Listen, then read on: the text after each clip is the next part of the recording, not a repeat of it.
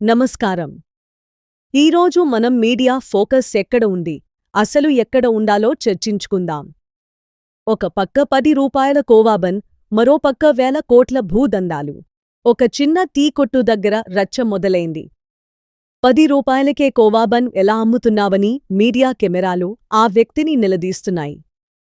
సామాన్యుడి కష్టం మీద మీడియా ప్రతాపం ఇది. నాణ్యత ఉందా?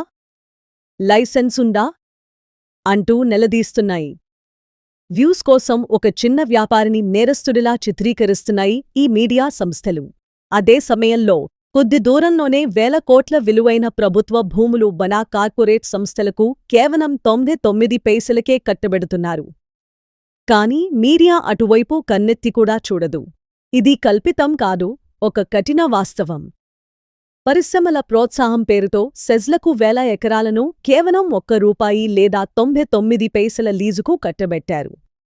ప్రజాధనం ఇలా దుర్వినియోగం అవుతోంది. గచ్చిబౌలి విస్తరణ సమయంలో వందల ఎకరాల ప్రభుత్వ భూమిని చదరపు గజం కేవలం కొన్ని పైసల లెక్కన బడా కంపెనీలకు ఇచ్చారు. ఈ దోపిడీపై మీడియా ఎందుకు మౌనంగా ఉంది?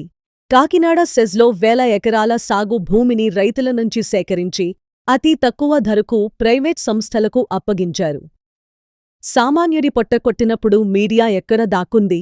లేపాక్షి నాలెడ్జ్ హబ్ పేరుతో అనంతపురం జిల్లాలో వేల ఎకరాల భూమిని ఇచ్చారు. అక్కడ ఏ పరిశ్రమలూ రాలేదు. అదొక పెద్ద స్కామ్గా మిగిలిపోయింది. వందల కోట్ల ప్రజాధనం వృధా అయింది. 10 రూపాయల కోవాబన్ అమ్మేవాడు తన చెమటను నమ్ముకుని బతుకుతున్నాడు. వాడు నాణ్యత పాటించకపోతే ప్రశ్నించండి. కానీ వేల కోట్ల ప్రజాధనాన్ని దోచిపెడుతుంటే ఎందుకు నోరు మెదపరు? సామాన్యుడి ప్లేటులో ఏముందో చూసే మీడియా బడా బాబుల కోట్లలో ఏముందో చూడటం మర్చిపోతోంది. ఇది మీడియా వైఫల్యం కాదా? ఆలోచించండి. సెలవు.